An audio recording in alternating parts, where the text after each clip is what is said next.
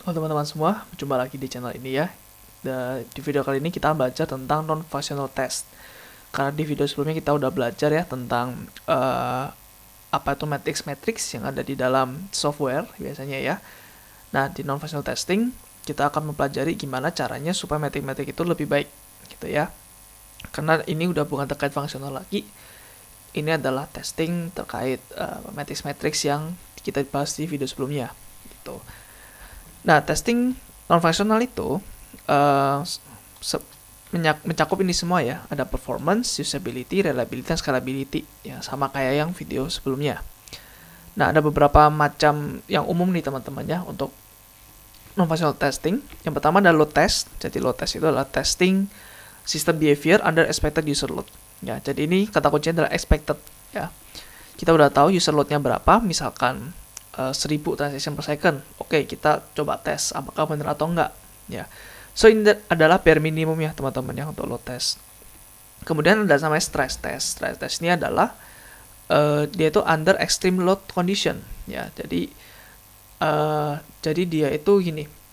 Kita coba apa ya? Kita coba membuat dia stres ya, membuat kayak softwarenya itu panas gitu ya. Berjalannya itu panas. Sampai seberapa banyak sih software ini akan break gitu ya. Intinya stress itu sampai softwarenya break itu berapa gitu. Ya misalkan nih ada satu software berjalan di sebuah mesin yang limitnya udah dibatasin ya. Limitnya misalkan 1 core CPU memakai misalkan 1 GB memori. Nah, terus kita coba tes nih 1000 TPS transaction per second, oke, aman, gak mati gitu ya. Coba tes 10.000, oh aman. 100.000 udah gagal nih gitu. Oh berarti coba kurangi 50.000. 50.000, wah udah banyak yang gagal-gagal nih. Berarti turunin lagi, misalkan 25.000 gitu. Nah itu adalah stress test. Jadi kita bisa tahu kira-kira ya misalkan ada expected user load. Terus misalkan user load-nya tiba-tiba kayak menanjak gitu ya, namanya spiking ya. Tiba-tiba user load-nya spiking.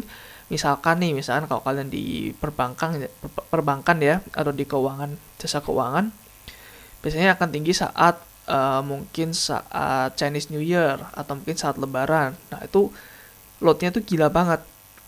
Nah kita harus bisa mempersiapkan supaya load yang gila itu jangan sampai sistem kita down.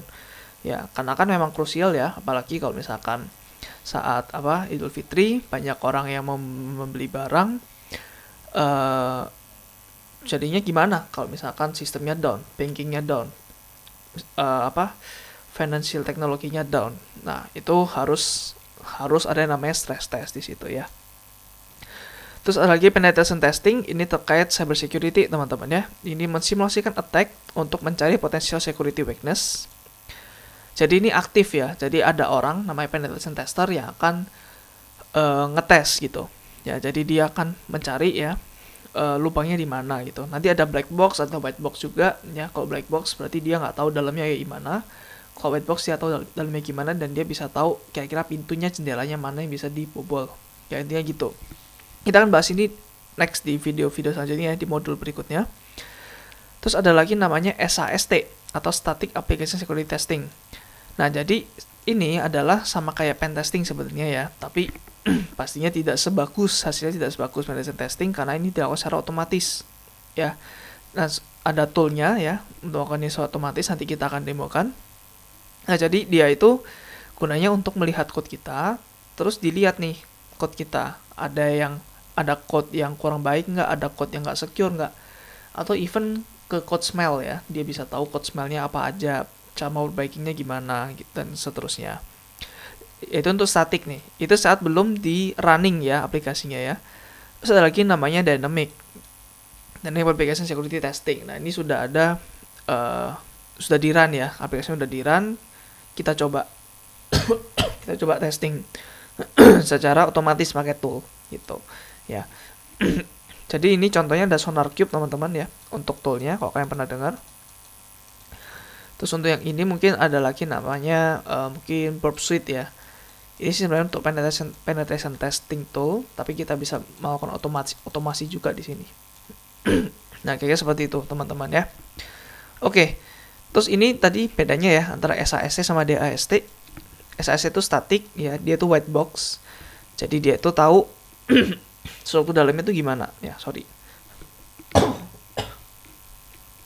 Kalau dia AST, dia tuh nggak tahu ya dalamnya gimana, dia hanya ngetes aja, oh kamu punya API ini, oke gitu ya, dia akan coba nyerang gitu. Nah, SAST itu prosesnya seperti developer, karena developer tahu dalamnya gimana. Sedangkan hacker, ya orang jahat kan nggak tahu nih dalamnya gimana. Jadi dia mencoba-coba mencari pintu sama jendelanya gitu. Terus requirement-nya SAST adalah source code-nya, karena dia static ya. Kalau dia ST, saat aplikasinya berjalan. Terus SDLC ya, udah tahu kan ya SDLC di video pertama, yaitu dilakukan saat early stages ya, even saat sebelum di-deploy. Ya, even saat sebelum yes, sebelum di-deploy. Kalau di AST ini udah di-deploy, udah running gitu ya. Terus untuk membenarkan AST itu lebih gampang. Kenapa? Karena ya biasanya sih untuk ini sih kayak dependensinya, oh ini library-nya ada breach nih ya, ada vulnerability di sini, silakan ganti pakai library yang mungkin versi-nya lebih baru gitu. Kalau di AST ini tuh lebih mahal. Kenapa? Karena ini kayak contohnya SAST itu gini loh, kayak misalkan pintunya rusak ya, oke pintunya rusak, ya udah kita benerin pintunya, tambah pintunya, gampang gitu solusinya. Tapi kalau di AST itu kayak ternyata ada pintu di sini loh, ini sebenarnya nggak boleh ada pintu di sini gitu, tutup pakai tembok gitu ya. Terus gimana dong orang masuknya? Bikin di tempat lain. Nah belum tentu tempat lain itu juga aman gitu ya. Makanya ini more expensive dan lebih banyak berpikirnya ya, gimana caranya gitu. Makanya ini susah untuk dilakukan otomasi, meskipun mungkin bisa ya, tapi kayaknya sih lebih banyak yang manual gitu ya untuk di AST ini.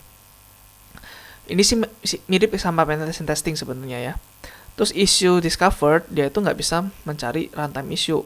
Kalau di AST bisa mencari runtime issue. Ya jadi misalkan pembagian by zero, terus ada exception apa gitu ya, database connection atau apapun, di AST itu bisa. Terus scope-nya itu language atau platform spesifik. Jadi misalkan Java nanti best practice-nya gimana, kalau Golang gimana best practice-nya gitu. Kalau di AST ya sama sih beberapa ya, many languages and platform juga dia nggak spesifik. Nah jadi kalau REST API juga apapun gitu, nggak hanya Java, mau pakai Golang, mau pakai JavaScript, bebas gitu ya. Yang penting dia tuh bodo amat untuk dalamannya gimana gitu ya. Terus SAST itu juga software, softwarenya itu semua software, sedangkan di AST itu software dan hardware juga ya, hardware juga termasuk. Oke. Nah, ini adalah beberapa stage dari SAST scan. Jadi ini yang di early stage tadi ya, kita akan mencoba dalamin di sini. Untuk di AST, teman-teman, sama penetration testing, gue nggak akan cover di sini ya, karena terlalu banyak nanti. Nanti kita akan cover ini juga ya, kita akan demo ini juga pakai JMeter namanya. Kalau N2 ini, kita coba akan bahas di modul cyber security ya, teman-teman ya. Oke, ini adalah beberapa stage saat melakukan SAST scan. Yang pertama, ada code base analysis. Jadi dia itu mencari struktur, function, dan lain sebagainya, cari code base-nya ya. Kemudian pattern recognition, yaitu melihat analyze code against its database of known vulnerability patterns ya, termasuk potential security threats. Jadi code base analysis ini lebih ke kayak code smell-nya gitu ya, dan lain sebagainya. Sampai pattern recognition nih kayak udah lebih kompleks lagi gitu ya, untuk code ini terus selanjutnya manggil ini, oh ini ternyata breach nih, ini ternyata nggak secure nih, patternnya kayak gini vulnerability-nya, maka dideteksi juga ya. Terus berikutnya ada prioritization. Jadi nggak semuanya ini harus dibenerin teman-teman ya, mungkin ada beberapa yang memang intentional ya, kalian memang mau kayak gitu ya. Terus ada lagi beberapa yang severity-nya tinggi ya. Misalkan ada vulnerability yang bisa remote code execution ya, ini sangat tinggi prioritasnya, jadi didahulukan, ini nggak boleh dikompromis ya, nggak boleh kompromi. Kalau mungkin yang lain-lain misalkan code smell tuh mungkin boleh lah ya sedikit ya, tapi kalau udah kayak security issue apalagi yang severity-nya tinggi, ini harus dibenerin gitu ya. Jadi ada di rank based on severity, impact-nya sama exploitability-nya. Severity ini apakah kalau di attack apakah separah itu impact-nya, sama sih kayak impact ya. Terus exploitability ini apakah gampang untuk orang masuk gitu. Terus feedback loop, jadi setelah ini dia akan balikin lagi ke developer, kayak dia dapat return feedback. kayak ya ini loh vulnerability-nya, ini loh code spellnya gitu. Terus harus ada immediate action sama efficient rectification. Nah, ini yang gitu ya. Jadi biasanya teman-teman ya SAST ini secara otomatis nanti ada namanya CI/CD ya. Kita akan belajar di beberapa video selanjutnya. Ya, ini adalah continuous integration, continuous deployment atau delivery. Jadi ini gunanya untuk mengautomasi ya secara dari source code ya nanti ya. Ini mungkin source code kita. Nanti akan dilakukan testing ya, unit testing, terus akan dilakukan SAST ini ya. Terus akan dilakukan build. Terus akan deploy gitu. Nah, jadi itu tahapnya ya. Jadi harus ada SAST-nya dulu sebelum build. Jangan lupa ya. Mungkin unit test oke, udah, tapi sekarang ininya gitu ya. Karena unit test kan secara fungsional ya, sedangkan SAST itu non fungsional.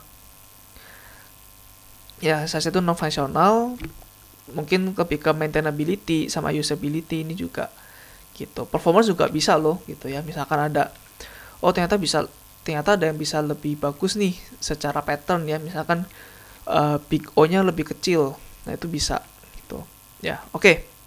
Next kita akan bahas tentang JMeter ya teman-teman. Nah, JMeter ini adalah tools ya untuk melakukan performance testing atau load testing atau dan lain sebagainya ya. Pokoknya intinya tool untuk digunakan untuk mengetes beberapa request yang terjadi saat bersamaan gitu. Pokoknya ngetes performance testing lah ya, intinya gitu. Nah, JMeter ini salah satu yang populer ya teman-teman ya, top of mind juga. Ya dia based on Java ya, karena depannya J. Ya ada beberapa, ada web application, database, service yang lain. Jadi ada banyak sekali, nanti ada namanya sampler gitu ya. Dia itu bisa bisa connect ke beberapa service sekaligus gitu. Nah, beberapa konsep utama, yang pertama ada thread group ya. Ini dia merepresentasikan a group of user. Jadi ada beberapa user secara bersamaan gitu ya. Anggap aja misalkan ada 1 juta user gitu mau mengakses bebarengan. Nah, ini namanya adalah thread group. Nah, setiap thread di thread group itu mensimulasikan user yang mengirim request. Jadi nanti di thread group ini ada beberapa thread teman-teman, dan di beberapa thread itu nanti bisa aja misalkan user 1 ya, dia mau login atau dia mau post atau dia mau apa, itu bisa gitu. Nah, kalian bisa mengkonfigurasikan number of thread-nya atau usernya, terus ramp up period atau how quickly user are added. Jadi misalkan ramp up periodnya 1 menit ya, terus jumlah usernya misalkan 60. Nah, berarti dalam 1 menit itu ya, setiap 1 detik ada user baru yang join gitu, ada user baru yang mau nge-hit ke service kita. Dan juga ada loop count nanti ya, ada number test of iteration gitu. Nanti bisa infinite, bisa 1 atau bebas gitu ya. Nanti kita akan coba lihat bareng. Terus berikutnya adalah sampler. Sampler ini adalah requestnya ya. Thread group itu nanti kan kita mendefinisikan jumlah usernya. Sedangkan sampler itu adalah request yang aslinya ya, actual request yang desain ke server. Nah, tadi ya JMeter kan mensupport beberapa VS protokol seperti HTTP, FTP, dan lain sebagainya. Ya, harusnya lengkap sih ini ya. Even Kafka pun harusnya bisa gitu. Ya, kalau kalian belum tahu Kafka, kalian bisa explore sendiri. Kalau misalkan belum tahu, mungkin nanti bisa lihat video ini ya, video di channel ini tentang messaging gitu di modul distributed system. Oke, and then selanjutnya ada listeners. Nah, listener ini baru dia itu untuk mendisplaykan resultnya. Jadi sampler itu untuk apa? Untuk kayak dalam kutip menyerang gitu ya, untuk testing. Sedangkan listener itu kayak ngasih nilai gitu ya. Dia itu gather and display the result. Nah, ini ada beberapa macam juga listener ya. Nanti ada mungkin view result tree, summary report, dan lain sebagainya. Terus ada lagi namanya assertions ya. Assertions itu kita bisa ngecek apakah responsnya dari server sama dengan expected outcome. Nah, jadi ini adalah soalnya ya. Ini kan sampler itu kayak kegiatan ujiannya ya. Thread group itu adalah jumlah siswanya. Listener itu adalah hasil tesnya ya, rapotnya. Assessment adalah soal-soalnya gitu. Nah, soal-soalnya tuh ini sama atau enggak ya, sama yang di expected. Namanya juga testing, harus ada yang di expected atau enggak ya kan. Kalau namanya testing nggak ada yang di-expect ya, namanya bukan testing gitu. Nah, contoh misalkan kita mau assert that the server harus mereturn 200 status code. Nah, ini. Misalkan ada kita simulasikan 1000 request per detik gitu. Nah, kita mengharapkan semuanya itu 200 ya, nggak ada yang ditolak sama rate limiternya, nggak ada yang mungkin 500 ya, status code-nya mungkin karena servernya down. Itu kan termasuk performance testing ya. Nah, kemudian ya itu bedanya teman-teman ya, performance sama fungsional. Mungkin kalau fungsional kita hit satu benar gitu, tapi ketika usernya dilihat di dunia nyata, misalkan 1000 user bisa mengakses secara bersamaan, baru tuh ada beberapa yang gagal ya, testingnya tidak sesuai gitu. Ya akan berdampak juga ke sebenarnya fungsional testing gitu, karena secara fungsional udah nggak bisa digunakan ya, karena memang udah down. Terus timer itu untuk delay between request. Jadi timer itu misalkan jadwal ujian ya, itu adalah timer. Nah, ini mensimulasikan di luar kondisi dimana usernya itu nggak secara instantaneous langsung 1000-1000-nya semua gitu. Ya, timer itu misalkan gini sih, kayak apa ya, misalkan mau kasih throughput ya, misalkan mau 1000 ini per second gitu. Nah, itu kita bisa kasih timer. Karena kan user kan juga nggak mungkin ya, user asli di dunia nyata itu dia ngitung nih, oke, setiap 10 detik gue akan ngehit gitu. Nah, itu kan random ya, random behavior. Jadi timer ini kita bisa ngesetting ya kerandoman itu supaya lebih teratur aja gitu ya. Oke, sekarang kita akan coba praktek ya teman-teman. Oh sorry, ada lagi, ini alternatifnya ya dari performance testing tool. Jadi pertama ada Gatling. Gatling itu bentuknya kayak, Gatling itu sebenarnya bahasa Inggris dari ini ya. Kalian tahu senjata machine gun yang ada ininya ya, ada apa, peluru-pelurunya gini yang muter gitu. Nah, itu namanya Gatling. Selanjutnya yang baru namanya K6 ya. K6 ini based on script ya sebenarnya. Mungkin lebih baru, lebih modern, tapi mungkin masih lebih mature JMeter gitu. Makanya di sini gue pakai JMeter. Tapi nggak menutup kemungkinan ke teman-teman yang lain untuk nyoba yang lain ya. It's okay, sangat-sangat direkomendasikan. Oke, ini contohnya ya. Mungkin kalian bisa install dulu ya. Gue nggak jelaskan instalasinya gimana di mesin kalian. Tapi di sini gue mau langsung praktek aja ya. Jadi di sini gue udah install JMeter. Jadi gue langsung JMeter di sini ya. Nah, dia langsung akan buka JMeter. Ya, mungkin secara UI memang agak jelek teman-teman ya, gue akuin memang. Tapi ya mau gimana lagi gitu. Oke, jadi pertama kita bisa bikin ini dulu nih, namanya thread group yang tadi ya. Ini kita bisa bikin di sini thread atau user ya, kita pilih thread group. Jadi ada macam-macam nih ya, ada open model, ada setup, ada teardown. Tapi gue akan jelaskan lebih lanjut ya, kalian bisa explore sendiri nanti. Tapi yang gue jelaskan di sini adalah thread group ya. Nah, di sini kita bisa kasih nama, misalkan kita nanti mau ngetes kilogram ya teman-teman ya, kilogram thread group. Komennya bebas mau dimasukin atau enggak.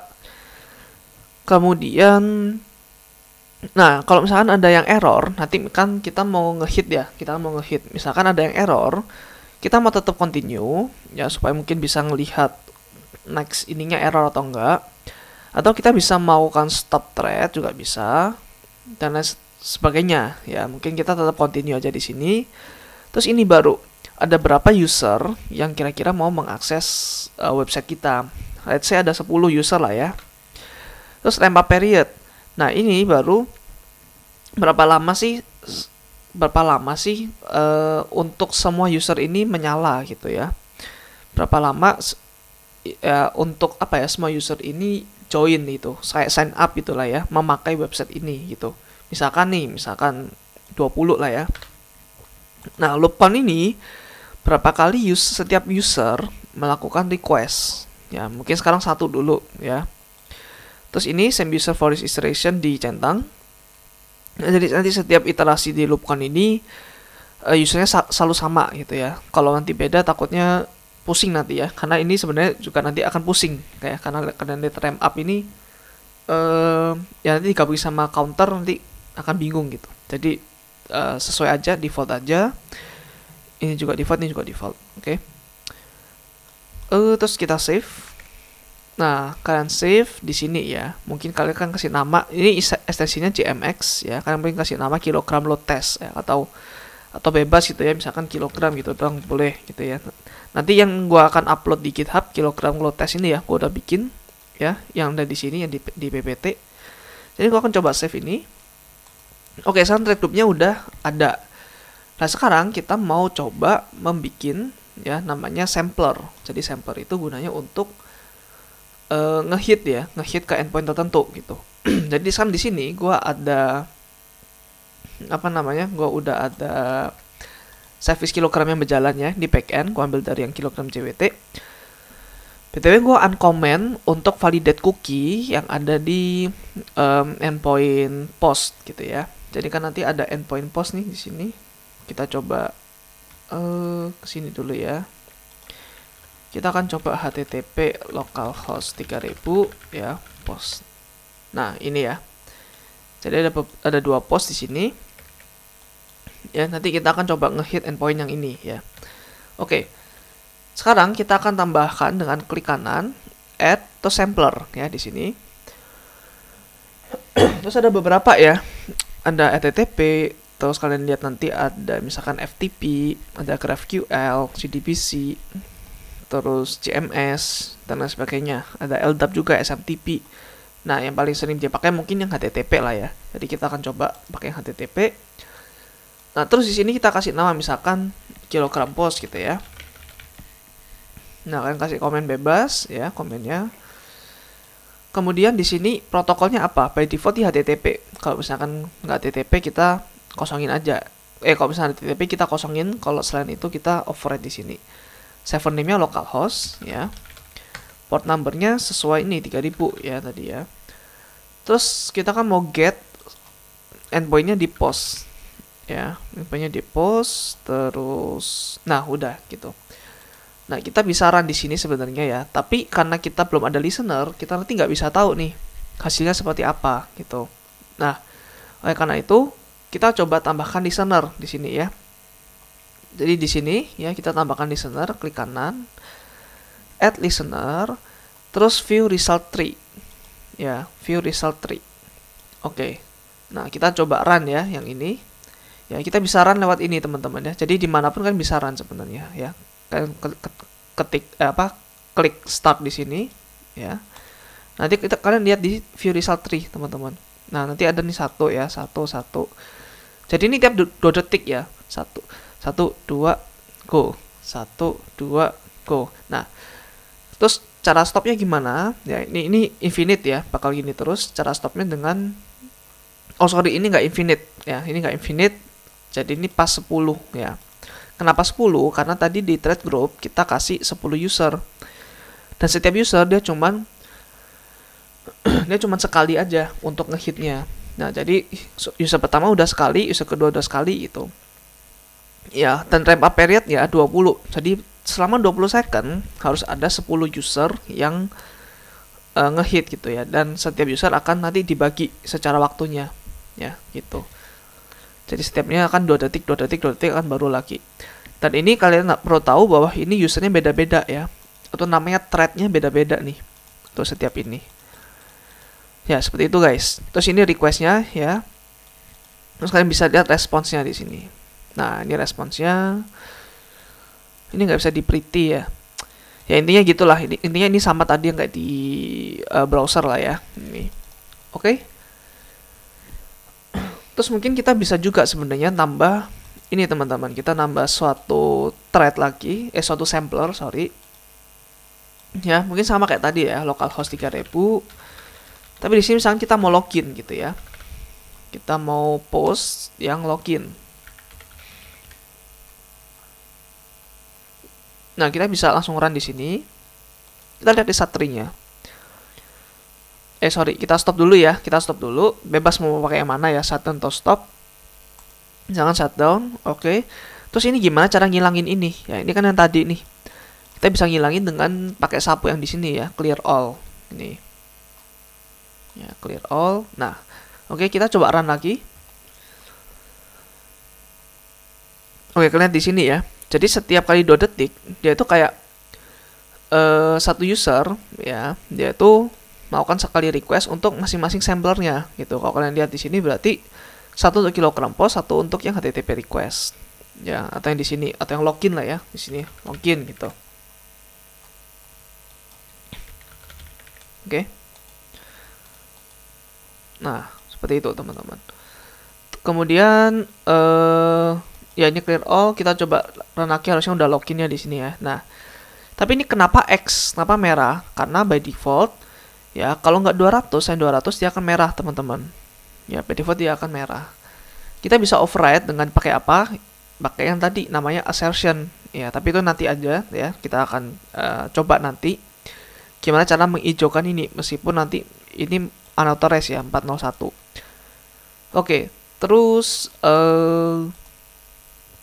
nah, mungkin kalau kalian bingung lagi, ini foldernya gimana sih folderingnya ya?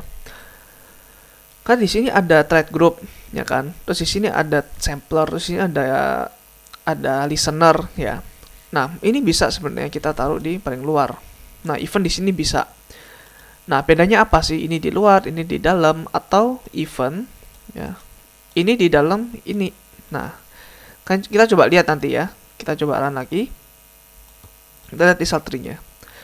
Nah, dia nggak akan nge-listen ke login. Ya, karena ini udah di dalam si sampler ini, kilogram post. Nah, beda halnya kalau result tree-nya ada di luar, ada di dalam sini. Dia akan nge-listen ke yang login juga. Dan kalau view result tree-nya di luar ini, ya di luar thread group ini, dia akan nge-listen ke semua thread group yang ada. Ya, jadi itu gunanya ada hierarki seperti ini ya, teman-teman ya.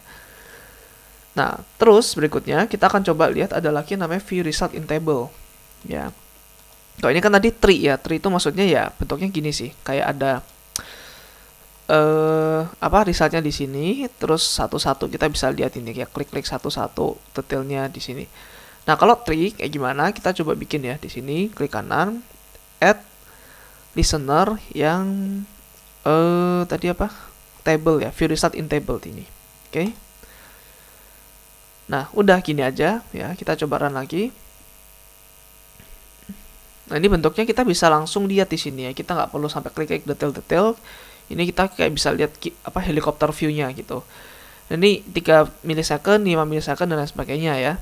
Ini kenapa bisa cepat ya? Harusnya karena ada caching dan ini ada di lokal kita.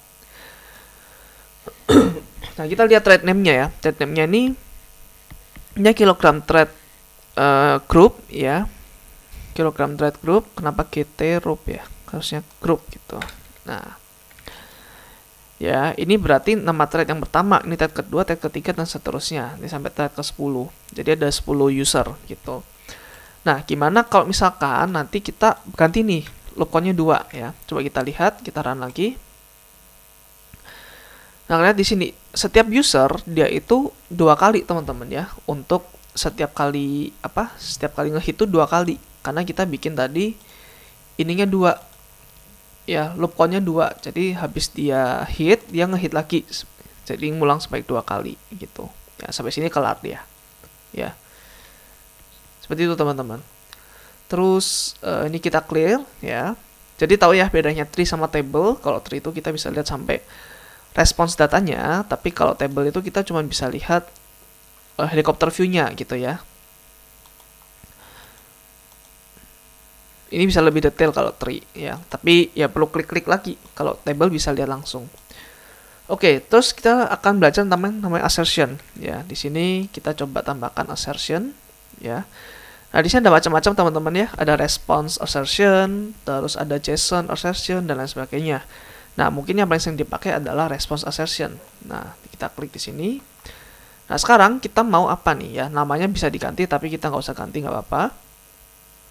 Nah, ini nggak usah kita ganti ya, tetap samain aja terus. Nah, field to testnya apa? Kita mau misalkan mau response apa ya, text response. Nah, ini kalau text response berarti kita mau ngetes apakah di responsnya itu dia mengandung teks tertentu gitu. Contohnya ya, kayak tadi di sini, misalkan ada tes Alice gitu ya, kita coba di sini add yang namanya Alice gitu. Jadi di text response ada yang namanya Alice nanti ya, harus ada. Nah, ini kita ada tambahkan di sini ya. Terus di sini ada patternnya, mau matches itu beneran harus benar-benar pas Alice gitu ya. Sedangkan kalau substring itu Alice-nya bebas mau dimanapun, yang penting dia ada substring dari the whole response gitu. Ya harusnya sama kayak content sih, tapi gue lupa nih bedanya apa ya. Oke, ya kita coba run ya. Nah di sini hijau semua ya. Kita lihat. Oke, sekarang kita coba stop dulu ya. Kita clear. Misalkan kita mau apa ya, pattern to text-nya misalkan Jokowi gitu ya. Nah ini kan nggak ada ya, nggak ada substring yang Jokowi gitu. Jadi misalkan kita mau run, nah ini merah semua gitu. Kenapa? Kita lihat di sini ya, ada response assertion. Nah sedangkan ini salah ya.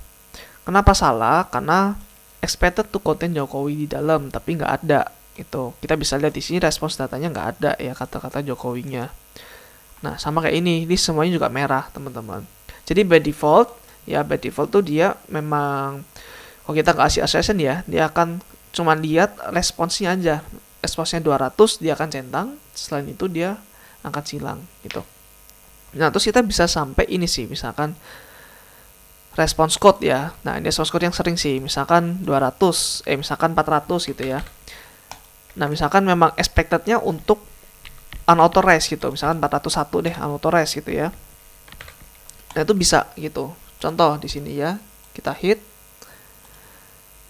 Nah, ini masih merah. Kalau kita lihat assertion-nya, nah ini.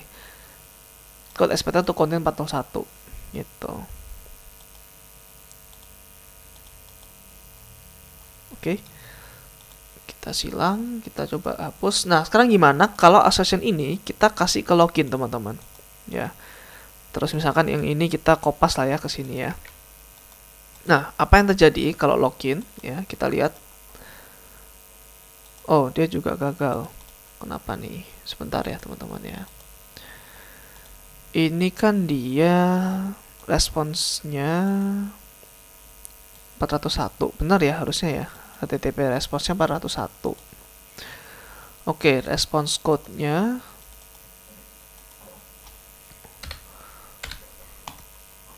misalkan matches gitu ya, response code. Oke, kita coba save. Oke, kita coba run lagi. Oke, sebentar. Ini masih salah karena unauthorized. Response code-nya 401. Ya, oke guys. Sepertinya sih memang by default ya, JMeter ini memang akan kasih silang apabila ada yang ini, ada yang 400 atau 401 meskipun ini benar ya. Di sini kalau kalian lihat ya, ini kan sebenarnya 401 ya yang unauthorized nih. Kita misalkan 401 ya di sini ya. Kita coba run. Nah, dia nggak akan ada segitiga di sini ya karena dia benar. Tapi apa terjadi kalau misalkan ininya kita salahin gitu ya. Misalkan yang harusnya kan kita 401, tapi misalnya kita mau ngetes 400 gitu. Nah, kita coba lihat di sini. Nah, dia akan ada ini ya, menandakan bahwa ini assertion-nya salah gitu ya. Nah, seperti itu teman-teman. Terus kita juga bisa sebenarnya ya lihat di assertion result di sini. Sebentar. Ya, assertion result di sini. Kalau misalkan benar, dia akan muncul di sini teman-teman. Ya, tapi kita bisa kalau misalkan salah, ini nggak akan muncul. Gitu, misalkan ini kita akan balikan yang ke yang benar ya, 401 ya, kita akan run. Oke, sebentar. Kita coba clear dulu ya. Oke, kita coba run lagi. Oke, never mind. Wow, somehow ini nggak mau ini ya. Sebentar, kita coba delete dulu. Ya, sorry teman-teman. Oke, jadi gue lupa jelaskan kalian bahwa ada listener satu lagi ya, namanya adalah assertion result gitu. Ya, ini juga ada misalkan di sini ya, assertion results. Nah, ini dia ngelisten ke list ke assertion kita gitu. Jadi misalnya di sini kita tambahin assertion lagi ya. Assertion result. Sorry. Kita delete dulu. Kita tambahkan assertion ya. Nah, response assertion gitu. Tadi misalkan mengandung kata Alice gitu ya. Harusnya kan benar nih. Oke. Mengandung kata Alice harusnya benar ya. Kita coba run. Nah, ini benar ya. Terus di sini, nah, ini benar nih, ya, assertionnya. Oke. Nah, seperti itu teman-teman. Jadi ini listener ini dia hanya melisten ke sini gitu. Apakah benar atau enggak? Ya, tapi entah kenapa yang ini tadi ya, yang assertion result ini dia nggak mau.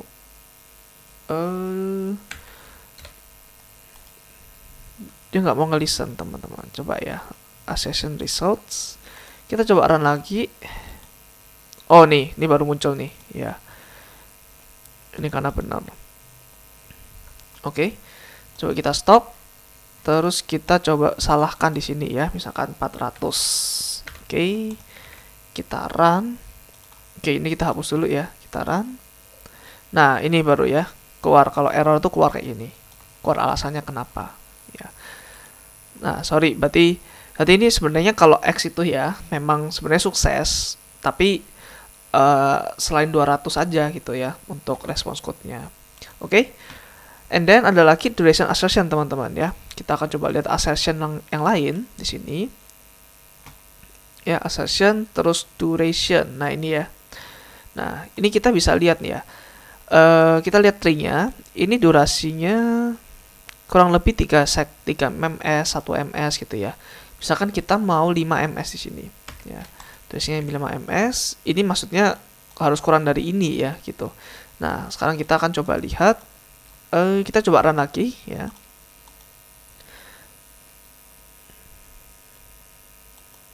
Oke.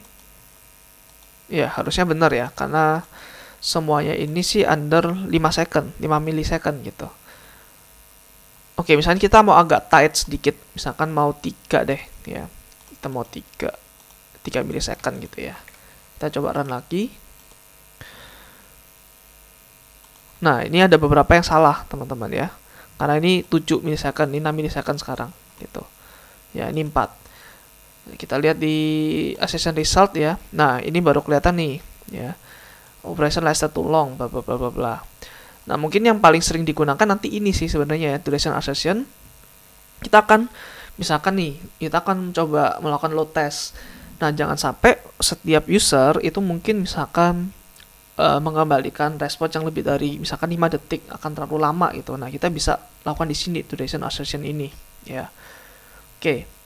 Terus berikutnya ada lagi size. Nah, size ini kayaknya sih kurang banyak dipakai, tapi gue nggak tahu ya. Mungkin gue mainnya kurang jauh ya.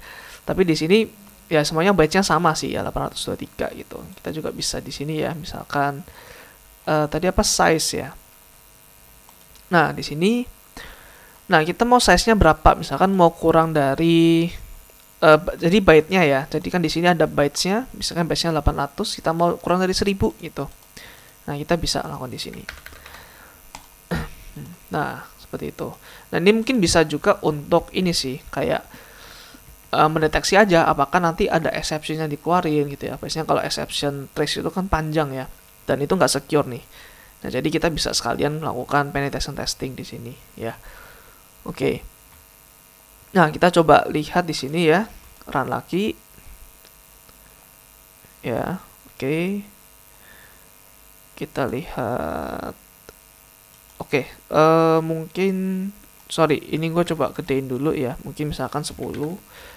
Nah, misalkan assertion-nya gue salahin gitu ya. Misalkan harus lebih dari 1000 nih gitu. Nah, gue coba run lagi, teman-teman. Nah, ini udah langsung salah ya. Kenapa? Karena size assertion itu harusnya lebih gede dari 1000 bytes gitu ya. Oke.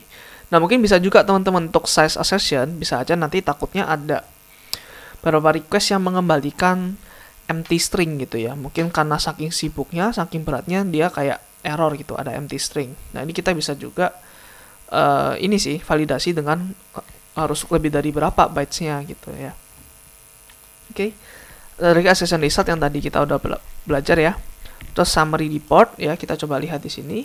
Ada lagi summary report, itu bidang listener ya. Summary report. Nah, di sini ya. Nah, kalian lihat di sini ini ada minimumnya, minimum milisecondnya berapa, nanti maksimumnya berapa, standar deviasinya berapa, error rate-nya berapa. Ya, ini harus error rate dihitung dari yang 400 itu ya. Terus throughput-nya berapa. Nah, ini lebih komprehensif lagi teman-teman sebenarnya ya. Kita coba lihat. Nah, ini ya summary report-nya. Nah, ini untuk kilogram post, ini maksudnya untuk yang sampler ini ya. Oke, mungkin ini lebih cocok sebenarnya untuk taruh di luar ya teman-teman ya, summary report nih. Coba kita taruh di luar sini. Nah, ya. Sama login juga ya. Kita coba hapus, kita coba run. Nah, kita lihat yang login ya. Untuk yang login kenapa errornya sama-sama 100% ya kilogram post? Oh, error karena size assertion. Oke. Sorry, teman-teman. Kita coba hapus dulu ya. Kita run lagi nih di sini ya. Kita run lagi. Nah, kalian lihat di sini. Error itu ternyata untuk assertion ya, teman-teman ya, bukan response code. Nah, kalian lihat di sini. Ini 100% login. Kenapa? Karena tadi kita 400 di sini. Kalau kita ganti 401 ya, harusnya sih errornya udah 0% ya. Kita coba lihat nanti di sini. Kita hapus dulu sih, sorry. Kita hapus dulu, kita run. Sebentar. Oh, oke. Oke, berarti error ini juga ternyata ngambil dari ini ya, ngambil dari response code ya. Ya, gue nggak tahu gimana cara override-nya teman-teman ya. Mungkin kalau kalian ada yang lebih paham bisa nanti tolong tulis di komentar ya teman-teman. Nah, jadi kita bisa lihat nih, standar deviasi itu kayak antara satu request dengan request yang lain itu ada banyak nggak perbedaannya, intinya gitu. Terus ada throughputnya nih, kira-kira 1/1 second gitu ya. Terus ini kalau ini di total gitu, terus ini rata-rata ya errornya, terus ini di rata-rata standar deviasi dan lain sebagainya. Ya, itu untuk summary report. Mungkin nanti kalian akan banyak pakai ini ya, summary report untuk melakukan performance testing. Oke. Terus ada lagi nih, constant throughput timer. Nah, kita lihat di sini ya teman-teman ya. Kita sebenarnya bisa melakukan infinite di sini. Nah, bedanya apa? Maksudnya apa sih kok infinite? Jadi infinite itu misalnya ada 10 user ya. 10 user di sini ada ramp up periodnya 20 second. Nah, jadi kan 1 detik pertama ya, atau 0 detik pertama kan pasti ada 1 user yang masuk. Dan dia akan nge-looping terus ya secara infinite. Dia nggak ada jedanya antara satu request sama request yang lain gitu. Sekali request dia akan nge-request lagi. Terus dia akan nge-request lagi gitu. Nah, itu akan terus-terusan ya. Terus ketika di detik kedua kan ada user baru yang masuk, dia akan terus-terusan lagi itu. Ya, kita coba lihat ya di sini. Kok behaviornya gimana kalau infinite? Ya, kita lihat view result in table, kita run. Nah, ini udah banyak banget teman-teman ya di sini. Ya, kita coba stop dulu. Nah, kita lihat tree-nya di sini ya. Ini satu user, ini dia nge-hit infinite kali ya. 1 gitu. Nah, kalian lihat di sini. Nah, ini ya 1 terus kita lihat. Nah, ini kan di 2 detik nih. Ini ketika 2 detik, nah ini langsung muncul 1/2-nya ya, user keduanya. Nah, tapi dia juga infinite teman-teman ya. Juga ngeran infinite sama kayak 1 juga infinite. Nah, jadi karena yang detik kedua ini yang user 2-nya nambah, tapi satunya tetap nggak nge-stop, satunya tetap ngeran terus gitu. Jadi semakin lama kan semakin bertambah. Nah, itu ramp up teman-teman ya. Jadi ramp up ini bukan throughput ya. Ini bukan throughput. Jadi misalkan sekian, itu bukan berarti bahwa throughputnya itu setengah per second ya, atau satu request per 2 second, bukan seperti itu. Tapi ini lebih mengarah ke seberapa banyak sih user yang akan nanti semakin lama semakin menambah gitu. Gunanya supaya di awal-awal ya, karena kan sama ya kalau kalian ketika nge-start mobil atau nge-start motor gitu. pertama nggak mungkin langsung digas banget kan ya. Jadi pelan-pelan dulu, pemanasan dulu, nanti baru tambah lama tambah stres banget ya, stres tesnya tambah semakin banyak ngeloadnya gitu. Karena kalau software terlalu kaget juga bahaya gitu ya. Kan biasanya software itu di awal-awal ya, dia bisa aja melakukan caching dulu nih. Jadi ada beberapa user sedikit-sedikit dulu, ya melakukan caching, dia udah build up memorinya dengan baik, terus baru semakin gede dia semakin bisa tuh. Jadi nggak bisa awal banget langsung dihajar gitu. Nah itu nggak bisa ya. Kebanyakan sih gitu, kebanyakan harus agak panas dulu ya sebenarnya softwarenya. Nah mungkin gunanya RAM up itu untuk itu. Nah terus gimana untuk membuat throughput? Itu misalkan gue mau misalkan 2 request deh per detik gitu. Nah kita bisa pakai yang namanya ini constant throughput timer. Jadi di sini kita bisa tambahkan timer ya. Nah di sini ya. Nanti ada namanya constant throughput timer. Nah ini ada beberapa juga yang lain ya. Ada Gaussian, ada Poisson random timer dan lain sebagainya. Ini very advanced ya karena pakai statistika. Jadi yang paling gampang sebenarnya ya constant throughput timer gitu. Nah, sekarang kita mau kasih tahu nih mau berapa per menit. Jadi dia pakainya per menit. Misalkan gue mau 120 per menit. Berarti tiap 1 second ada 2 request gitu ya. Nah, kita coba lihat di sini. Kita delete dulu, kita coba run ya. Nah, ini tiap detik ada 2 ya, ada 2 request. Oke, kita coba tunggu dulu sampai lumayan banyak ya, sampai semuanya nih. Coba sampai 10.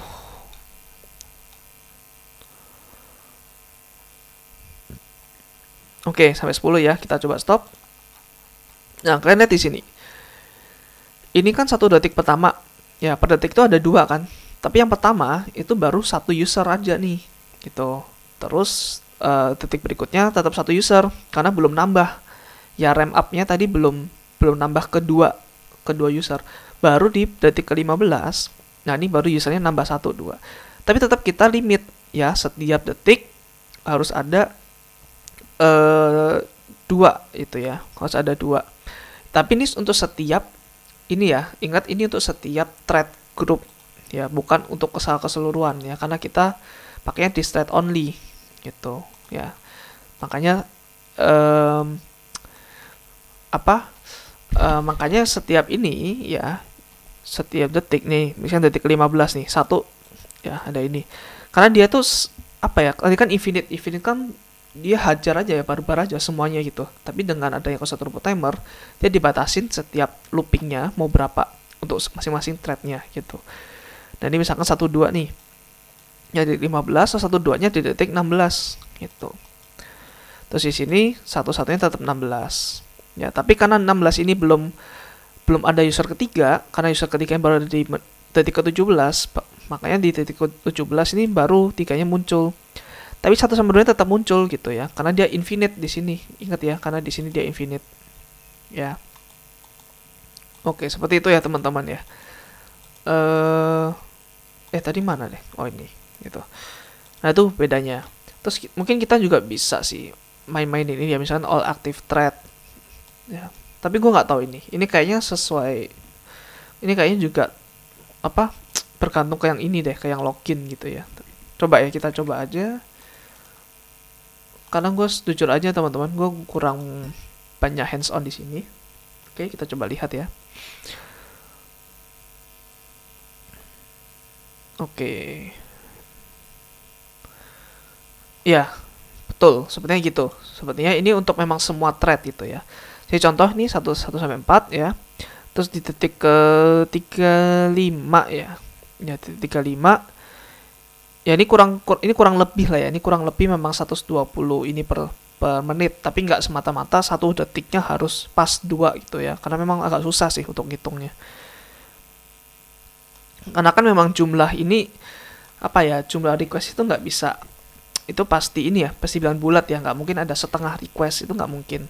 Jadi makanya kadang nggak kacau nih. Tapi kurang lebih ini 1 detik ya, 1 detik itu ada 2 ya, ini karena 38-nya nggak ada ya, 1 detik itu ada 2 request kurang lebih gitu untuk semua thread group ya. Oke. Terus ada lagi namanya counter ya. Counter sama CSV data set config ini lumayan advance sedikit teman-teman ya. Jadi ya bear with me aja. Jadi di sini ada counter. Itu namanya sebentar, ada add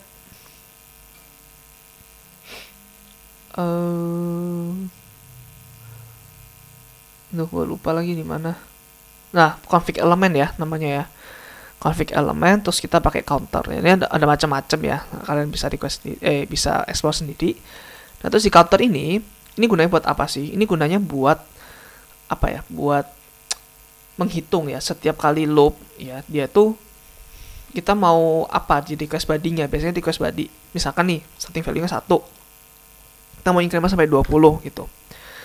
Terus maksimum increment-nya 1 ya. Berarti setiap kali increment dia nambah 1 gitu. Maksimum value-nya misalkan 20. Terus variabelnya misalkan ya counter gitu ya. Misalkan counter. Nah, sekarang kita bisa ke sini ya. Kita lihat di sini. Ini meskipun get tapi ya bodo amat lah ya. Kita coba kasih body data di sini ya. Nah, body datanya bentuknya JSON ya, mirip kayak Postman sebenarnya. Terus di sini kita bisa kasih variabel tadi ya, pakai notasi ini $kurawal. Di sini kita kasih counter. Nah, kita coba lihat ya teman-teman di sini. Kita coba clean. Yang ini coba gue pakai yang di state only ya. Kita coba run. Oke, kita pakai entry aja ya supaya bisa lihat detailnya. Oke, kita stop dulu. Nah, yang pertama nih ya. Ini 1 ya kan. Ini counter yang tadi nih. Tapi karena setiap kali increment dia naik 1, nah ini jadi 2 di sini. Ini jadi 3, ini jadi 4. Nah, ini jadi 5, jadi 6 dan seterusnya gitu ya. Jadi ini berarti ini nggak tergantung ini ya sebenarnya. Dia nggak tergantung apa? Sebentar. Oh ya, dia nggak bergantung jumlah thread sebenarnya ya. Dia nggak bergantung ke thread mana counter. Jadi ke semua thread nih. Gitu. Jadi ini sama 20 dia balik lagi 1 gitu. Round robin ya. 1 terus 2 terus 3 gitu terus. Ya. Ya itu namanya untuk counter teman-teman. Ya, terus ada lagi ini. Yang namanya CSV data set config. Ya. Jadi ini mirip seperti counter secara ini ya, secara fungsi mirip sebenarnya. Contohnya misalkan login. Login kan misalkan kita ada pastinya ada ini ya, misalkan username gitu ya. Misalkan username gitu. Terus ada misalkan password. Nah, mungkin kita udah punya beberapa ini nih, beberapa list of username sama password yang udah login gitu ya, yang udah ada di database. Terus kita mau ngeloginin. Karena tadi di awal-awal kita udah pasti 401 karena kita nggak ada body-nya di sini ya. Sorry, di mana? Di sini nggak ada body. Nah, kita di sini mau kasih body tapi mau bervariasi nih username sama passwordnya. Nah, kita bisa pakai ini CSV data set config. Jadi awalnya kita set dulu ya username sama passwordnya. Contoh misalkan di sini ya gue udah bikin ini. Gue udah bikin user.csv ya. Jadi CSV kan comma separated value. Jadi misalkan username-nya ini, passwordnya ini gitu ya. Nah, kita bisa pakai yang ini nih gitu. Jadi pertama kita bikin dulu ya sama ya config element. Kita bikin CSV data set config. Nah, terus kita kasih file name-nya. Kita browse, kita kasih yang user.csv ini ya. Terus variable name-nya kita kasih yang pertama mungkin user gitu ya. Terus koma pas gitu ya. Nah, jadi koma delimited ya. Berarti yang pertama harus user, yang kedua harus pas di sini. Ya, ini bisa digedein nggak sih? Ya, nggak bisa ya. Sorry ya teman-teman ya, nggak bisa digedein. Terus ini kalian biarin aja ya, karena memang by default memang koma kan, koma separated value. Terus recycle di EOF, berarti setelah end of file kita mau balik lagi ke atas. Nah, kita bisa truein di sini. Ya. Oke, kita coba bikin lagi deh ya. Kita ingin tahu sedikit. Kita coba lagi misalkan apa ya? Adi gitu ya. Secure password gitu. Nah, kita bisa seperti ini. Sharing mode-nya all thread aja ya by default. Oke, kita coba di sini login ya. Nah, terus jangan lupa ya di sini kita pakai variabel tadi ya. Yang kita udah define. Namanya tadi kan apa? Di sini user sama pass ya di sini ya. Jadi kita di sini kasih variabel namanya user. Yang di bawah juga sama, tapi namanya pass di sini ya. Oke, terus kita coba run, teman-teman ya. Kita lihat tree-nya. Kita ini dulu, hapus dulu, kita lihat tree-nya. Oke. Kita stop. Nah, kita lihat di sini request. Nah, ini ya kayak tadi ya, ASDF. Lihat di sini ini user password, terus ini baru id secure password. Terus dia balik lagi ASDF dan seterusnya. Nah, ini adalah CSV dataset config ya. Jadi itu teman-teman ya, sebenarnya ada banyak lagi ya, ada banyak fitur-fitur JMeter, tapi gue nggak terlalu detail ya, karena di sini memang bukan course untuk JMeter. Even ini bukan course juga untuk performance testing, tapi di video ini kita hanya belajar tentang non-functional testing ya. Jadi ya next slide kita belajar tentang SAST juga gitu, gimana caranya kita pakai SonarQube. Nah, jadi untuk JMeter itu teman-teman ya. Satu lagi kita bisa ngeran juga JMeter ini nggak harus lewat ini ya, nggak harus lewat GUI ya. Kita bisa run lewat sini, lewat command line. Nah, kita bisa pakai command yang kayak gini ya teman-teman. Jadi pakai JMeter ya. Nah, tadi di awal gue juga pakai JMeter only ya, tapi ya ini baru muncul GUI-nya. Nah, kita bisa kasih flag "-n" untuk kasih tahu bahwa di ini ya lewat command line aja. Terus "-t" itu baru type-nya apa, inputnya gitu ya, file JMX-nya apa. Terus ini baru outputnya nanti ya, .jtl. Nah, coba kita lihat di sini ya. Ini gue udah siapin. Nah, ini kan namanya adalah kilogram.jmx ya. Kita mau keluarin ini di result file.jtl ya. Kita coba enter. Nah, dia akan ngeran nih teman-teman ya. Starting standalone test, dia akan ngeran. Nah, ini kan akan ngeran terus-terusan karena kita nanti ini ya di sini tadi udah habis ya JMeternya. Ya udah gua keluarin JMeternya. Ya karena tadi infinite ya si thread groupnya ya. Sekarang kita bisa Command C ya. Kita bisa keluar, terus kita bisa lihat result file-nya. Nah, ini ya result file-nya. Nah, jujur aja gue lupa ya ini apa. Ini kayaknya memang Unix timestamp deh ya. Terus ini nah ini gue lupa deh. Oh, ini nih ada timestamp, elapsed, label, ini labelnya, response code-nya ini, response message-nya ini gitu ya, thread name-nya ini, data type-nya ini gitu dan seterusnya gitu. Ya, jadi ini ada ya namanya CSV ya, misalnya di atasnya udah judulnya, ada nama variabelnya, terus ini baru data-datanya. Ya, ini akan kita bisa bikin report pakai ini ya. Kita bisa masukin Excel, kita bisa kasih report ke siapapun ya, ke atasan kita atau ke QA atau ke siapapun gitu. So, itu aja teman-teman ya untuk yang terkait JMeter performance testing. Next kita belajar tentang SonarQube. Oke, setelah belajar tentang JMeter ya, untuk load testing dan stress testing, kita akan bahas tentang SonarQube, yaitu tool untuk melakukan SAST ya, atau Static Application Security Testing. Ya, SonarQube itu adalah open source platform untuk continuous inspection of code quality ya.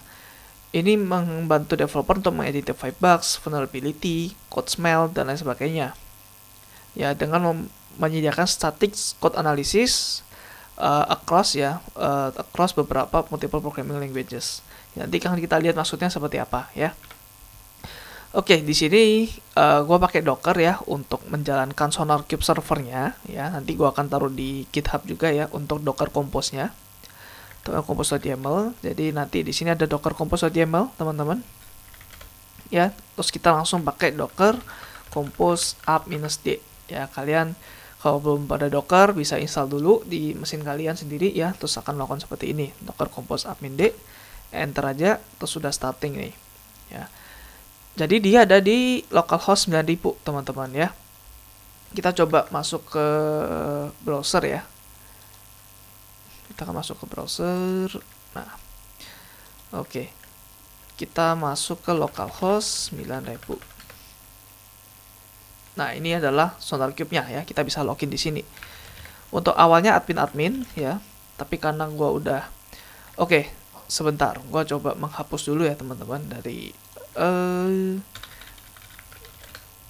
Dockernya ya, karena gue sempat pakai juga nih SonarQube ya. Jadi volume ini kayak datanya gue hapus dulu supaya kita benar-benar dari nol ya. Oke, kita coba up lagi. Oke, starting ya. Oke, kita coba lihat.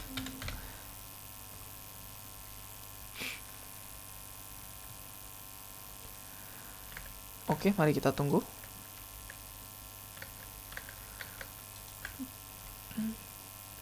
Oke, nanti admin defaultnya ya.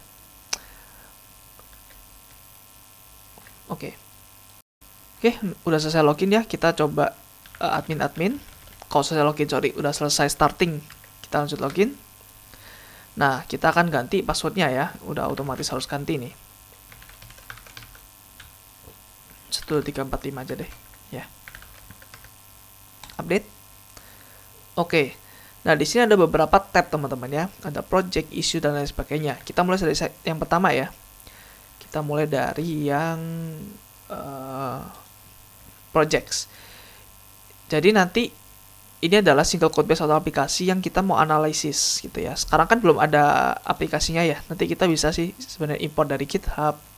Ya, code base-nya ya. Code base-nya kita bisa import dari Git, dari GitLab juga bisa, dan lain sebagainya. Terus ada lagi issue. Issue adalah problem-problem yang didetek dari SonarQube ketika melakukan code analisis proses. Jadi pada awalnya belum ada nih, belum ada project, belum ada issue. Ya, masih kosong semua. Karena belum ada aplikasi yang di-scan. Gitu ya. Contohnya apa aja? Ada bugs, ada vulnerability, code smell, security hotspot, dan lain sebagainya. Terus rules itu adalah coding standard ya. Ini adalah coding standard atau best practice yang SonarQube gunakan untuk mengevaluate code quality. Nah, kita bisa lihat di sini ya. Contoh nih, ini misalkan sebentar ya teman-teman.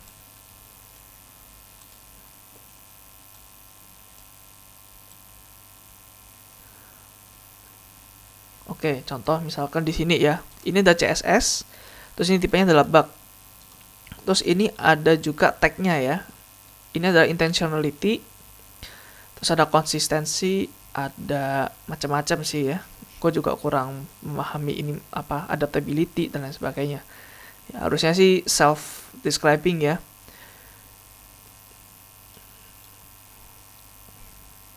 Oke, gitu. Terus ada lagi yang namanya ini ada bug, terus ada yang mungkin function deprecated, jadi jangan dipakai lagi. Terus ada namanya code smell ya. Ada bug juga. Terus ada lagi Java ya. Ini macam-macam sih, ada Java, ada CSS ya, banyak sih. Nah, mungkin kalian bingung, loh kok ada bug di sini, bukannya udah ke cover di functional testing ya. Nah, mungkin benar bisa ke cover juga. Tapi mungkin kalian functionality testingnya mainnya kurang jauh gitu ya. Kurang banyak orang eksplorasi. Siapa tahu bug ini ada ketika memang inputnya nggak aneh gitu ya. Ada input tertentu yang bikin ini down atau gimana gitu. Nah, itu namanya adalah bug. Ya, kalau code smelting nggak ada kaitannya sama ini sih, sama performance. Dia itu hanya terkait maintainability aja gitu ya. Terus ada beberapa rules. Contoh misalkan Java, ini rule Java ya. Nih, ini nggak boleh pakai ini. Kalau equals avoidance, auto wired ketika apa, ini untuk Java Spring ya teman-teman. Nah, ini ada tag-nya Spring ya. Untuk multi-threading ada tag-tagnya masing-masing nih. Terus, nah ini tadi ya, ada atributnya konsistensi, intentionality, adaptability, responsibility. Terus ada yang terkait security ya. Oh, ini select teman-teman ya. Ini kita hapus dulu filternya. Nah, misalkan mau Java nih, kita klik Java berarti ya. Kita klik Java, terus yang security. Nah, Java terkait security ada 32 issue, 32 rule, sorry ya. Nah, ini contoh-contohnya nih. Gimana caranya supaya lebih secure code kita. Ini gimana caranya supaya lebih reliable, ini gimana caranya supaya lebih maintainable. Severity juga macam-macam. Ada yang high, ada yang very severe ya, sangat severe itu apa ya bahasa Indonesianya? Sangat bahaya gitu ya, sangat bahaya. Ini lumayan, ini mungkin bisa dibiarkan nggak apa-apa gitu ya. Ini contohnya nih, kalau sesuatu yang deprecated harusnya nggak boleh digunakan, tapi kan memang nggak apa-apa. Kalau misalkan memang belum ada fitur baru yang mau mereplace sesuatu yang deprecated, ya udah pakai aja gitu ya. Terus tipe-tipenya ada bug, vulnerability, code smell, terus tag-tagnya banyak ya. Ada yang clumsy, ada yang certificate, performance, dan lain sebagainya. Oke, start. Ini kayaknya nggak perlu ada deh ini. Maksudnya bukan nggak perlu ada, nggak perlu didalamin secara segitunya. Kalau kalian memang mau cuman pengen tahu aja ya. Tapi kalau kalian mau mendalami, silakan gitu ya. It's good for you guys. Terus ada quality profile, ini adalah collection of rule, ya, beberapa rule yang mendefinisikan gimana code tuh harus dianalisis. Contohnya, ini misalkan ya, untuk misalkan yang C# nih, ada rule-nya, misalkan SonarWay gitu. Misalkan si SSD ya, ada SonarWay, berarti ini SonarQube punya rule gitu. Rule-nya ada 24. Oke, ada yang aktif, ada yang inaktif ya. Nah, yang aktif tuh berarti yang memang harus benar-benar diperbaikin. Ada juga mungkin inaktif tuh mungkin lagi on development rule-nya ya, masih nggak tahu nih. Ini rule-nya boleh atau nggak ya, dites dulu. Itu bisa. Oke, ini beberapa. Ini berarti cara-caranya ya, cara-cara mereka ya. Ini BTW kita juga bisa sih harusnya ya, nambah rule sendiri. Tapi gue nggak tahu gimana caranya. Harusnya bisa sih, kayak nambah rule. Oke, nah ini yang inaktif ya. Oke, terus ada lagi yang Java. Java mana Java? Ya, nah ini ya. Kita nanti akan coba yang Java. Ini ada banyak banget ya, yang aktif sama inaktif. Rule-nya banyak banget guys Java ini, karena memang banyak sekali environment yang tergabung di Java. Ya, apalagi pakai Java Spring lebih banyak lagi nanti. Ya, jadi ini adalah rule-rule-nya. Ya. Kita akan lanjut ke quality gates. Jadi ini kayak ini adalah gerbang ya, atau mungkin kayak filter gitu. Ini adalah kondisi yang project itu harus meet sebelum consider to meet a certain quality standard. Contohnya misalkan angka bug sama vulnerability harus ada berapa maksimal ya, maksimal misalkan 3, berarti kalau udah 4 nggak bisa lanjut deploy gitu. Terus code coverage-nya, ingat ya di unit testing ada code coverage. Nanti misalkan code coverage-nya masih 50%, misalkan belum, let's say threshold-nya 80%, nggak akan bisa lanjut ke build software-nya gitu. Terus misalkan ada duplicated code dan lain sebagainya, itu bisa otomatis terdeteksi ya duplicated code ya. Tadi ya contohnya misalkan ada apa? Ada CI/CD pipeline ya, ada code, terus ada unit test, UT gitu ya, terus ada SAST. Terus habis itu build kan ya. Habis itu mungkin build. Nah, di sini kalau misal ini adalah gates-nya ya. Kalau gates-nya nggak terpenuhi di sini, ini dia nggak langsung build teman-teman. Dia akan balikin ke sini lagi, ke user lagi. Benerin dulu code-nya gitu. Oke, terus administration yang terakhir ya. Oh ini sorry, gua akan liatin dulu ke kalian ya. Ini contoh misalkan. Jadi nanti ada dua kondisi. Ada yang new code, ada yang existing code. New code ini ketika memang di project ini nggak ada code-nya sama sekali, terus tiba-tiba muncul gitu ya, itu new code. Kalau existing code, berarti code-nya udah ada, terus tinggal diubah aja. Nah, itu adalah existing code gitu. Nah, ini new code akan clean apabila new code-nya punya null issue. Terus all new security hotspots are reviewed. Terus new code it's sufficiently covered by test, mungkin 80%. Terus new code punya limited duplication. Duplicated lainnya harus kurang dari 3% gitu ya. Nah, ini adalah defaultnya ya dari SonarWay-nya. Nanti kita akan coba bikin gimana caranya membuat quality gates kita sendiri ya. Administration tuh macam-macam sih ya, kita nggak akan pakai di sini, nggak akan pakai terlalu banyak. Dia global dan project specific setting aja yang bisa dikonfigure lewat SonarQube. Oke teman-teman, jadi itu untuk SonarQube ya. BTW ini juga ada DB-nya, dia pakai Postgre ya. Oke, ini contoh rules ya. Contoh rules kita coba lihat ya salah satu ya. Nah, misalkan ini.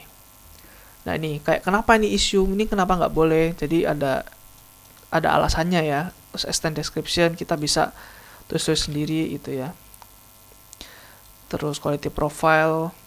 Terus gimana sih cara fixnya? Oke, yang sebelumnya kayak gini, yuk bikin seperti kayak gini gitu, pakai a.get bukan a.equals ya. Contohnya seperti ini ya. Ya, ini kenapa nggak boleh? Ini kayaknya sih memang karena kalau equals itu dia membandingkan objek ke objek, bukan ke value-nya gitu, lebih ke reference-nya. Makanya nggak boleh. Sebisa mungkin value-nya yang di yang di get gitu ya. Nih, is a number value ya. Kalau is a number value ya udah a.get-nya berapa, b.get-nya berapa. Tapi kalau is a reference langsung a sampai b-nya berapa. Jangan pakai dot equals. Intinya gitu ya. Ini juga dia dapat dari mana sih? Jangan just trust me bro gitu ya. Harus ada dipertanggungjawabkan ini dari mana, kenapa kayak nggak boleh gitu. Oke. Next adalah, nah kita akan coba demo ya teman-teman pakai JUnit tutorial. Ya, kita akan use JUnit tutorial yang ada di software engineering di modul testing ya. Nanti kalian bisa cek di GitHub kalian masing-masing. Terus kita langsung buka aja IntelliJ ya. Untuk kita coba tambahkan nanti. Nah ini ya, JUnit tutorial. Oke, nah ini kita coba ke pom.xml dulu ya. Kalian tambahkan ini teman-teman ya, dependensi ini. Ini adalah gimana cara kita mengkonekkan ya dari Maven ke Sonar gitu. Jadi nanti kita akan menggunakan SonarQube lewat Maven teman-teman. Nah jadi karena ini adalah terkait build bukan terkait code-nya, kita pakai plugin management di sini ya. Nah ini nih yang ada hijau-hijaunya karena gua belum commit ya. Jadi kita tambahkan ini ya, nanti versinya boleh nyamain aja, it's okay. Nah terus kita coba ke administrator tab ya. Terus kita ke security. Kita security ke users. Ke global permission. Administrator ya.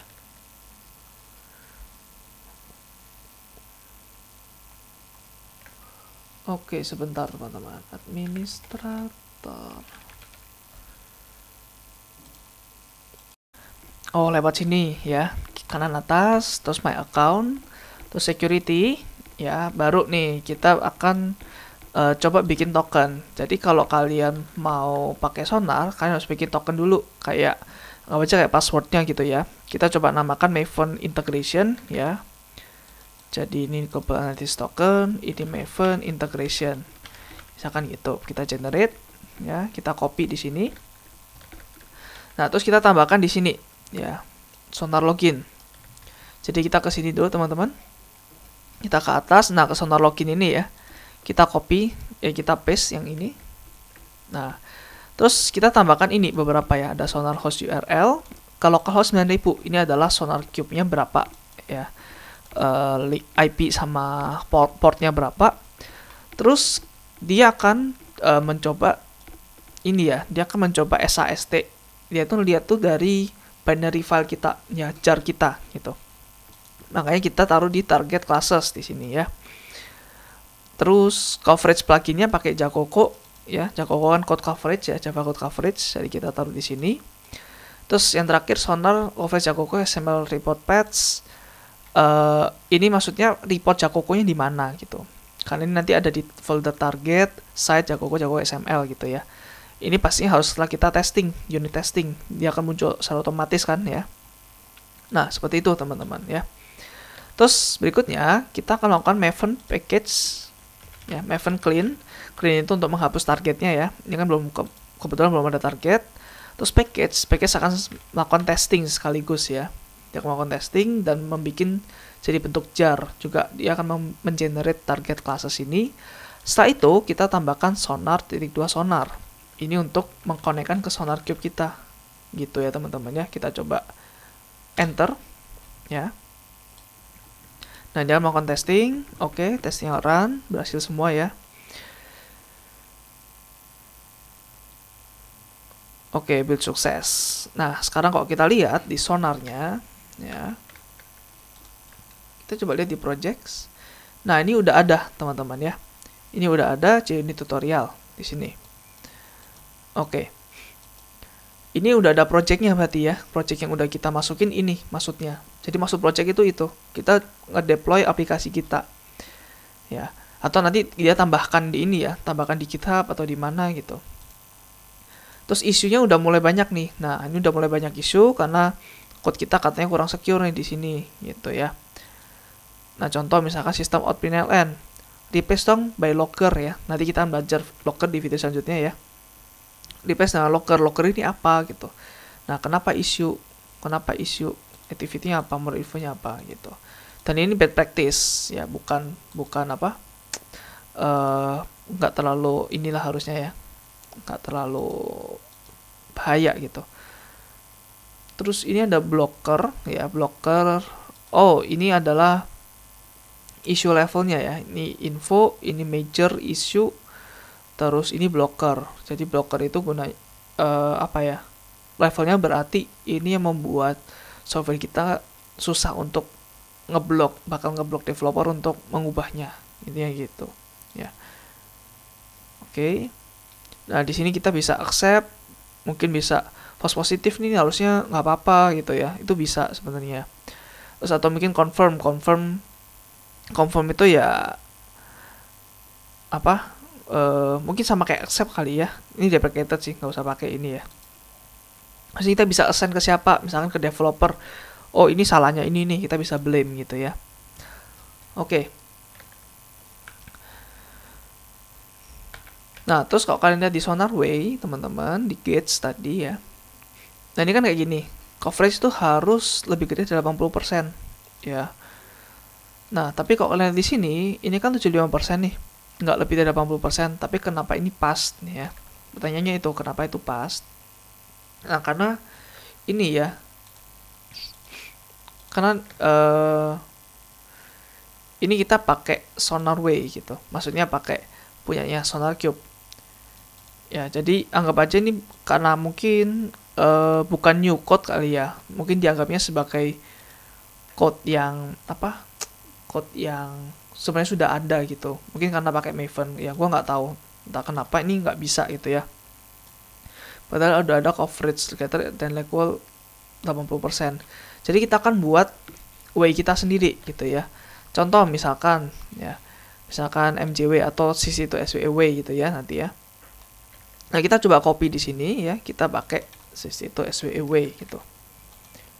Nah, ini adalah jalan ninja kita gitu ya. Ini adalah gates kita untuk nanti akan dilakukan filtering gitu. Nah, di sini nanti unlock editing, tambah condition, choose overall code. Ya, nanti less than 80%, sama kayak tadi ya sebenarnya ya. Oke, jadi kita coba ya di sini ya. Condition on new code. Jadi sekarang isunya kita biarin aja, ininya biarin. Nah, coverage sekarang bener ya, is less than 80%. Terus, oh kita unlock editing dulu, sorry ya, kita unlock editing dulu. Terus baru kita tambah kondisi, ya kita tambah kondisi, karena ini masih new code teman-teman ya. Kita mau ini overall code, jangan yang cuma new doang. Nah, kita mau yang coverage-nya, ya.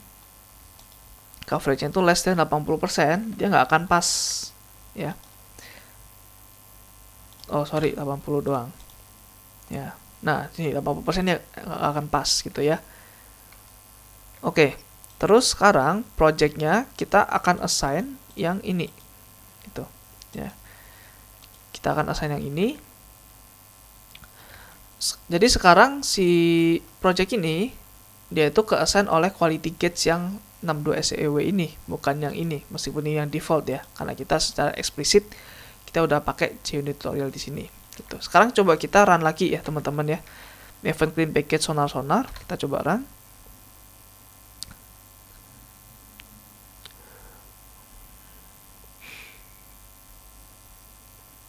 Oke, build sukses ya. Kita coba lihat di sini, kita lihat lagi. Nah, sekarang failed ya.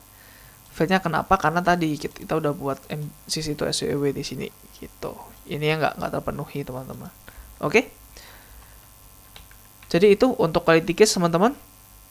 Mungkin seperti itu kali ya SAST. Mungkin ini very shallow ya, shallow discussion. Yang penting kalian tahu lah ya, maksudnya kalau kalian upload project ya, terus fail, terus caranya gimana, terus kenapa fail, terus rule-nya apa aja gitu ya.